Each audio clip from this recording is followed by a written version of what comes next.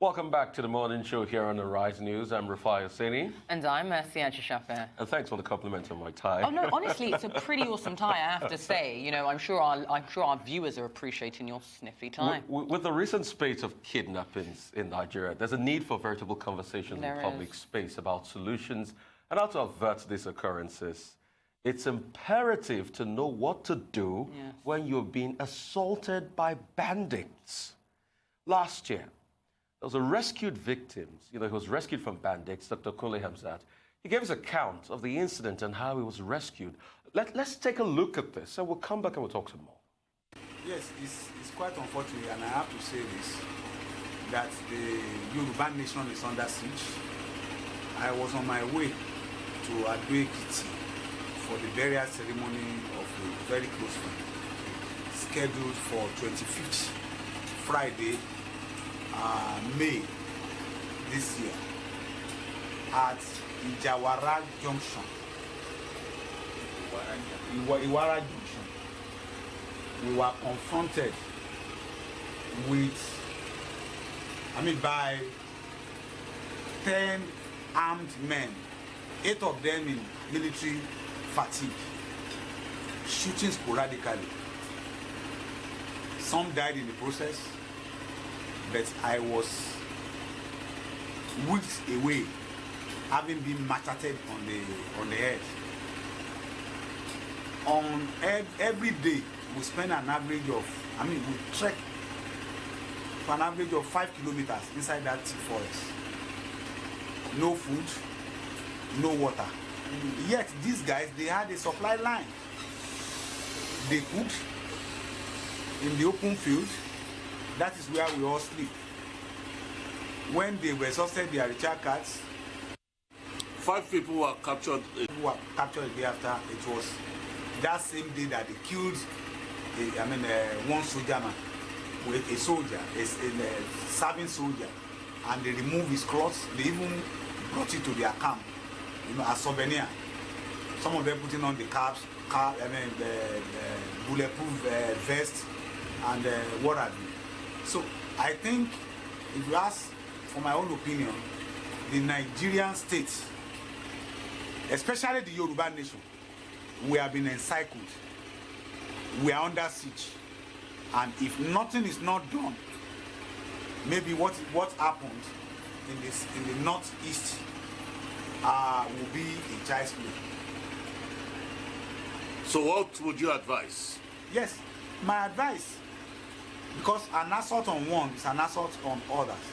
I think it's I want to call on all Yoruba pan Yoruba organizations to come together for the first time and issue a press release on this issue. They also consult with our revered traditional rulers, religious leaders, that enough is enough.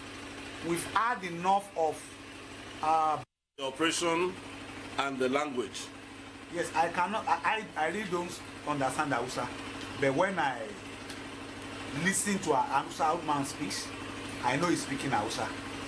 But they told me that they are Shekau Boko Haram.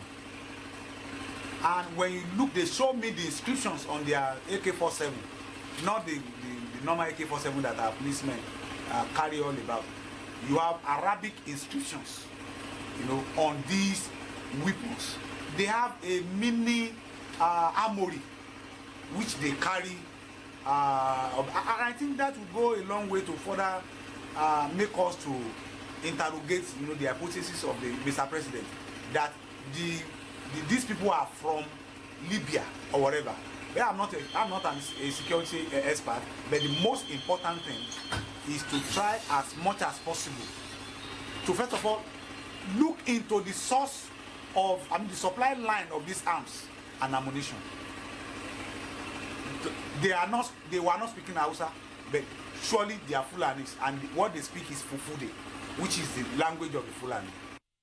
You were just listening to the account of Dr. Kunle Hamzat, who was rescued from bandits.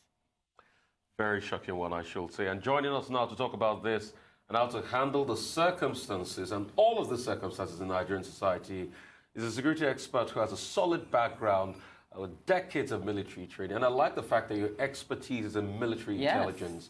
Colonel Ola Majoyeogbe, great to have you, sir. Thank you so much. Thank you so much for joining us. You saw this video, sir.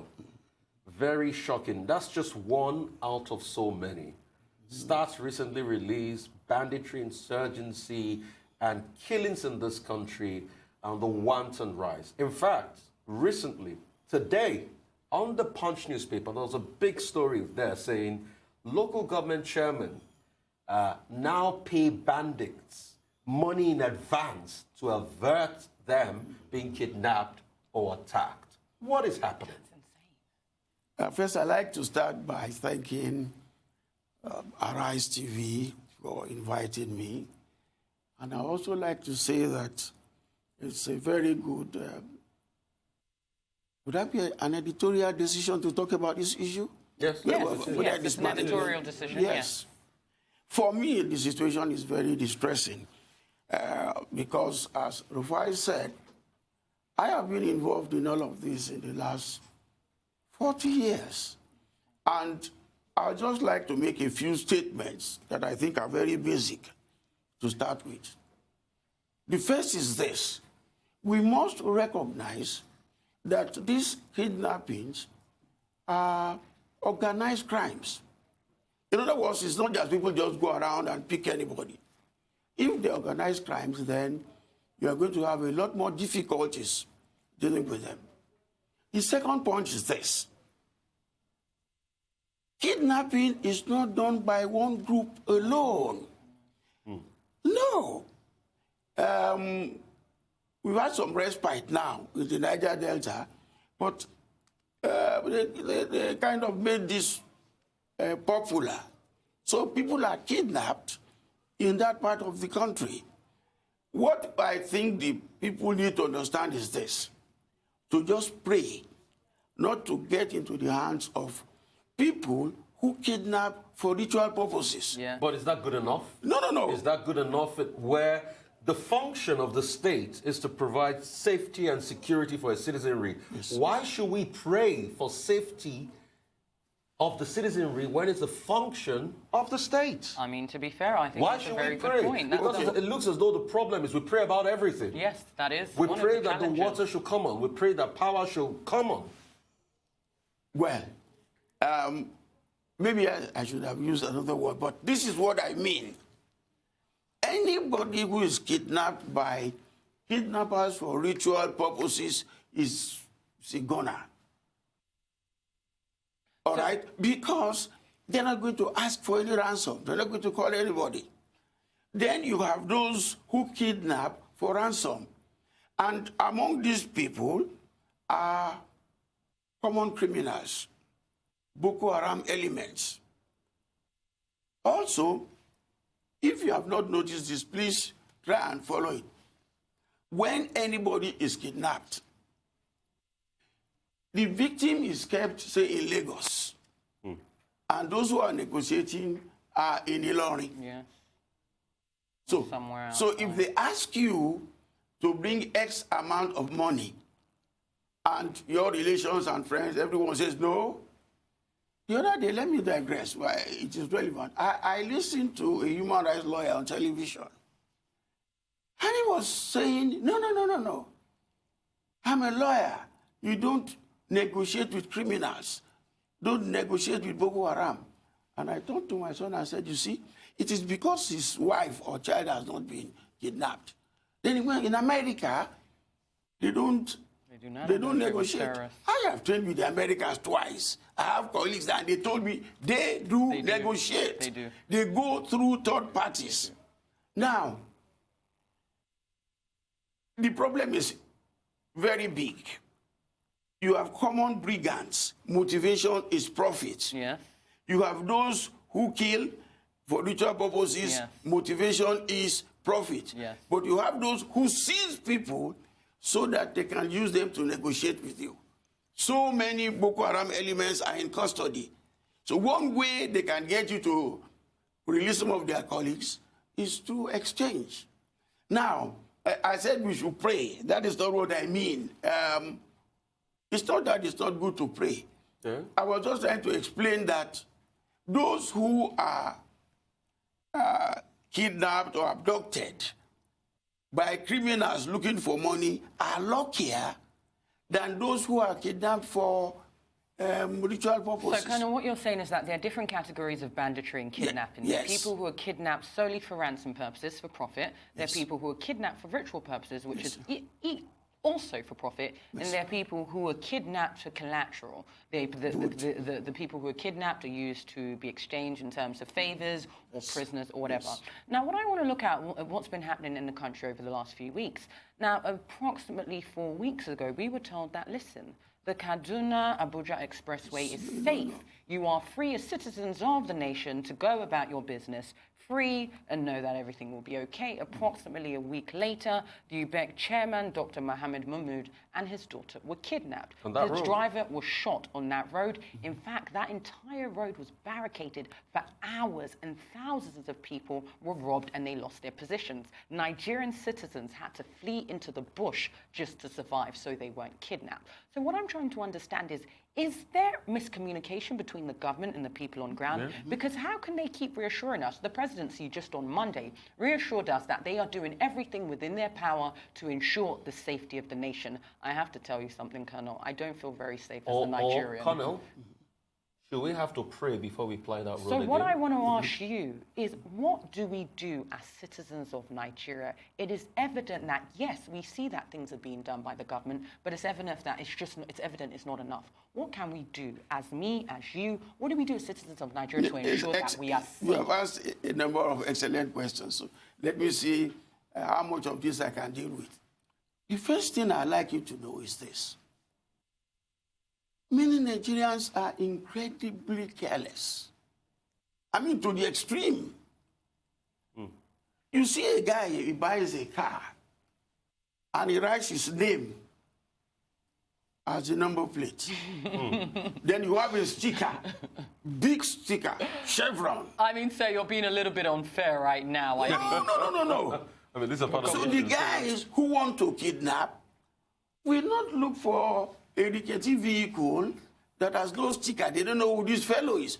Well, let me tell you something. Let me go ahead with this, please. Okay. I did some security work for a company. Yes. I'm not allowed to mention, but... And we discovered something, that one of the biggest men in that oil company, now, if you say to him, I would like to come and see you, you say, okay, come to XY Estate. Sir, how do I get the building? You say, just ask them, where is this oil man? Yes. Everybody just knows you like that. You know? So, anybody can just come and ask, that is a big oil man here. If you want information about any family, go to the internet, go on Facebook.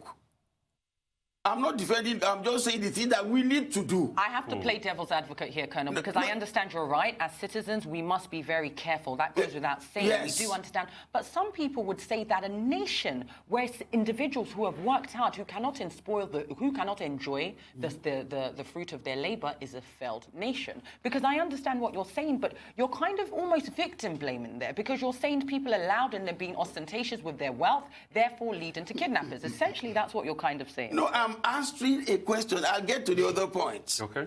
All right? Yes. Okay. Now, they're waiting on the road, and here comes this Jeep in very good condition. Yeah. And in the front, you have Mobile, Nigeria.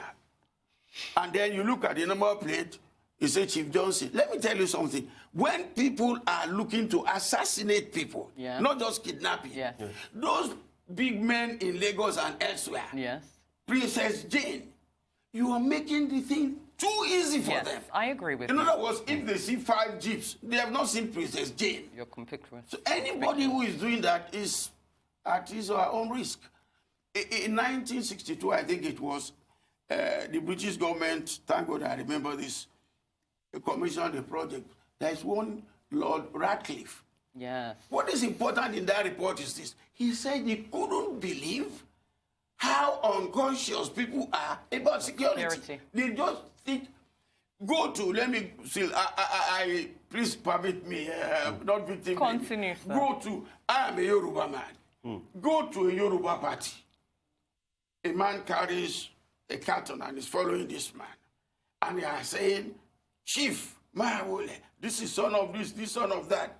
He's throwing money about in an economy in which you say we are the poorest in the world. In other words, victims too should be careful. I agree. Let me ask you a simple question. Why do you carry all your ATM cards in one pack? So this is. I mean, so people have to learn to be very careful. So we have to be more security conscious. Now let's go to the government side. You see, I thank God that I'm not cut out to be a politician. Now, the politicians come and make the promises. It's not as if anybody says to them. Yeah. They bring their manifestos. And then midway they find that they cannot handle the situation. Now, I'm going to try to be very, very mild about this next statement. Okay. Because it is very, very critical. Okay. I am very sorry. My opinion about the security situation and the promise that the president made that is going to fight insecurity and corruption is made because he does not have the facts. What are the facts? Please, no, wait a minute. You see, the fact is this. I was in Sierra Leone, I was in Liberia. You're fighting people. You know who they are. You know, your intelligence can tell you that. This is how you were military intelligence? Yeah, I was a military intelligence. In fact, where I was, because many times you go in mufti. If you are caught, that's just too bad. But I don't want to miss this point. If you say to the armed forces of Nigeria, go and capture the Republic of Benin, I tell you 6 months maximum. But go and capture Boko Haram. Listen, the Boko Haram guy has no uniform. Yes. He is not bound by any law. Yes. That's why when Amnesty International says, oh, Nigerian soldiers were breaching human rights, I say, look, this is very tough. So you are fighting an enemy whose strength you don't know. And asymmetric warfare.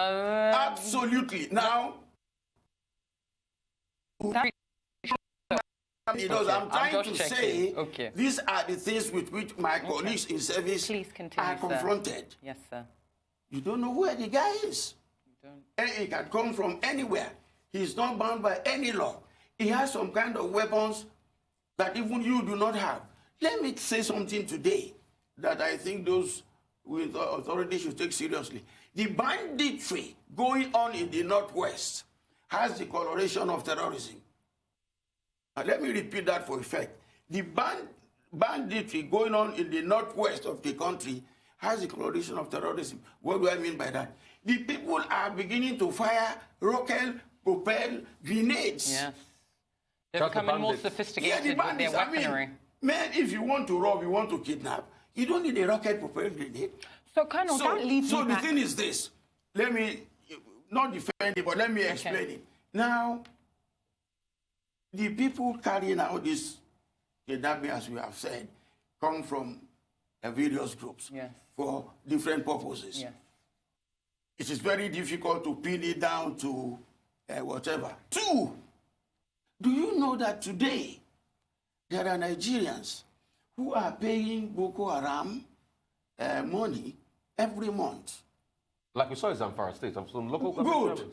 Not because they like Boko Haram. No. But you listen to this. Of course. A Boko Haram appears in your sitting room. Hey, Alaji, listen very carefully. Your wife is doing a master's in ABU, and your son is in King's College, and your daughter is working in Federal Capital Territory. You give us X amount of money every month, or we go and zap them. Listen, government is incapable of protecting everybody. So it will be only a fool who will say, go to hell. So what I'm saying is this, it is very complex. Let me tell you another thing. There are people who are praying today that the Boko Haram insurgency should not end. Listen, why? Why? They are the ones who supply the rice and the cow and whatever people need. I'm just trying to explain how complex the thing The is. economy behind crime. But let, Yes. let me take you on this. Yes. There have been calls for state police Yes. and state policing. Nigeria is in a dire state. We've got less than 400,000 police officers Much less than that. for a population of over 180, 90 million, or 201 million, Happy. like the United Nations said recently. Yes. Would you support this call for state police? Because when we look at other federating countries, like we talk about, America, for instance, you have Yes. NYPD, Yes. New York Police Department, Yes. you have Milan. LAPD, Los Angeles Police Department. Yes. Would County. you, Yes. and county police, would you call for state policing at this point as a matter of necessity because of what is happening? We either do that or we're losing people every day. Yes. In other words, as far as I'm concerned, there is no alternative. Now, those who argue against it will say, oh, then the governor can use those policemen against his opponent. Whatever you do, there are people who will breach it. Let me make this point. You take a man from Sokoto and send him to Niger Delta. The first time he sees water, he panics. He doesn't understand how people think in that area. Or you take a boy from Lagos and send him to Kano. He does not know that there are certain places you cannot go, even when you are executing a search warrant, because of the way the Northerners live. The solution, as far as I'm concerned, is state policing. Otherwise, these problems will not go away. Let me tell you something. The command and control process is cumbersome. Let me think of an experience. Yes, only 2 weeks ago, somebody reported a case in a police station in Lagos. And he was told, you wait. I'm not making this up. You wait. We will get to Abuja, and when they approve that we should carry out the operation, we will. Oh, is the criminal going to wait? Many of these things are time-bound. Yes. I have a problem. And then the other thing is this, the cost of security. In Lagos, you see a lot of police vehicles. Go elsewhere. Yes, you don't see the same. You don't see those vehicles. So, Colonel, I have most to of the ask time in you, the national because- budget, most of the time in the national budget, security takes a larger chunk Yes. of the budget. So how has it been dispensed? If we don't still see a lot of police trucks all over the country, and we still look at the budget, and security takes a paramount part of the budget, then what is being done with the Good. security funds? The fact that it takes a large And you have security votes in states. Good. Well, security votes in states. I do not know what informed the creation of security vote in the states, but I do not believe that it is put there for the police to work with. I don't know. But let me quickly make this point. Have you noticed that even in Lagos, which is endowed, many of the pin-down points where you have policemen, the vehicles are inoperable.